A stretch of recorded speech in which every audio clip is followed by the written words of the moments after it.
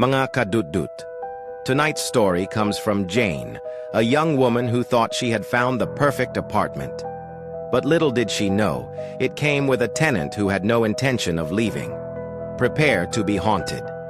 Jane was 24 and eager to start her new life in the city. After months of searching, she found a small but affordable studio apartment near her office. The landlord seemed nice, but before Jane signed the lease, he gave her an odd warning. "Miss, the last tenant left in a hurry, but I don't know why. If you hear or see anything strange, just remember, this is an old building." Jane shrugged it off, thinking it was just creaky floors and noisy pipes. She moved in and immediately felt at home.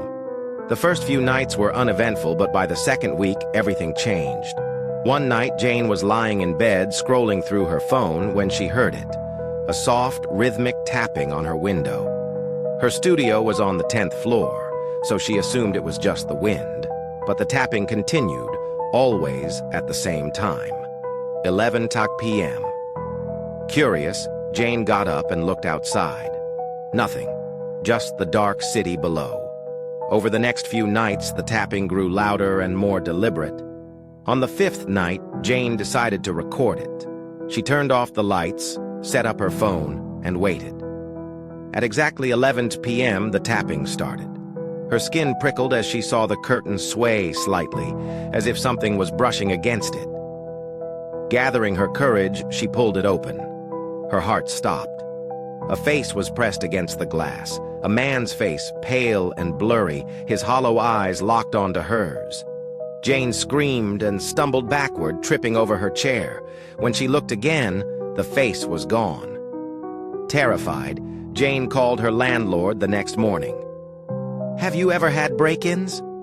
Someone was at my window last night," she cried. "Miss, that's impossible," the landlord said. "You're 10 stories up. No one can reach your window." Jane couldn't let it go. That evening, she asked her elderly neighbor if she had ever noticed anything strange about the building. The woman hesitated, then sighed.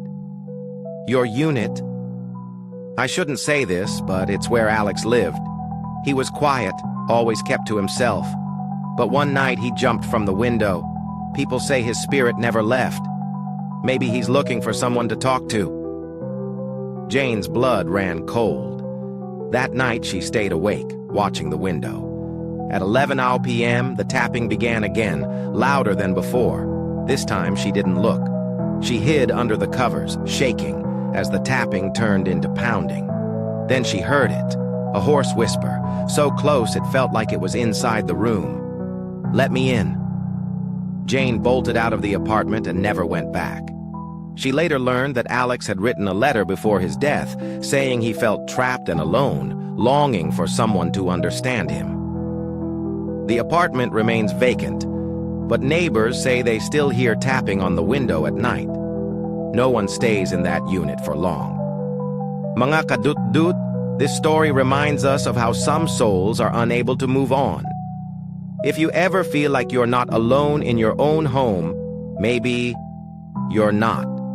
Stay safe, mga kaibigan, and always trust your instincts. This is Papa Dudut reminding you, not every shadow can be explained.